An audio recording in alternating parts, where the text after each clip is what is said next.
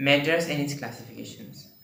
আমাৰ পৃথিৱীখন বিভিন্ন ধৰণৰ বস্তুৰে বনোৱা হৈ আছে কেনেকুৱা ধৰণৰ হয়তো সি পাহাৰ হ'ব পাৰে তৰা হ'ব পাৰে বা বায়ুমণ্ডলৰ বিশেষকৈ তৰা হ'ব পাৰে গ্ৰহ হ'ব পাৰে বা পৃথিৱীৰ ভিতৰতেই আমাৰ গছ বন মানুহ আদি সকলোবোৰ বস্তুৱেই মেটাৰ্ছ বুলি কোৱা হয় এতিয়া মেটাৰ্ছ তেখেতৰ সেইবিলাক বস্তুৰ বিভিন্ন ধৰণৰ ভেৰাইটিছ হ'ব পাৰে তেওঁলোকৰ বিহেভিয়াৰ বেলেগ হ'ব পাৰে বা ছাবষ্টেঞ্চবিলাকৰ টাইপছবিলাক বেলেগ বেলেগ হ'ব পাৰে কিন্তু সেইবিলাক টাইপছক একেলগে কমন কৰিবৰ কাৰণে সেই মেটাৰক ক্লাছিফাই কৰা হয় তাৰ মাছ আৰু তাৰ ভলিউম দি মাছ মানে তাৰ ওজনটো আৰু ভলিউম মানে হৈছে সি যিকোন জেগা অকুপাই কৰে তেনেকুৱা ধৰণে তাক মেটাৰ বুলি কোৱা হৈছিল তাৰপিছত কিছুমান ফিলচফিকেল থটছ আহিল যেনেকৈ কিছুমান ফিলচফাৰ আছিল ইণ্ডিয়ান ফিলচফাৰ্ছ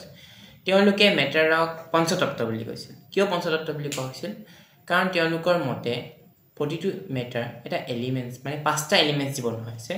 সেই পাঁচটা এলিমেণ্টছ হৈছে fire earth sky water and air এইবিলাক বস্তু এই পাঁচটা এলিমেণ্টছ যি সেই পঞ্চতত্ত্বটো বনোৱা হৈছিল মানে মেটাৰটো বনোৱা হৈছিল বুলি কৈছিল তাৰপিছত কিছুমান গ্ৰীক ফিলচফাৰ্ছ আহিল তেওঁলোকে কি কৰিলে তেওঁলোকেও নিজৰ কিছুমান চাৰিটা বেছিক এলিমেণ্টছ দিলে তাৰ ভিতৰতে তেখেতসকলে ক'লে যে ফায়াৰ ৱাটাৰ এয়াৰ আৰু আৰ্থ এইখিনি বনি এটা মেটাৰ সৃষ্টি হৈছে মেটাৰ মানে হৈছে পদাৰ্থ এই পদাৰ্থবিলাক এইবিলাক দি বনোৱা হৈছে বুলি তেওঁলোকে কৈছিল আৰু তেতিয়াই লাহে কি হ'ল মেটাৰবিলাকৰ সৃষ্টি হ'ব ধৰিল আৰু মেটাৰ ক্লাছিফিকেশ্যন লাহে আৰু বাঢ়িবলৈ ধৰিল তেনেকৈ মেটাৰৰ সৃষ্টি হ'ল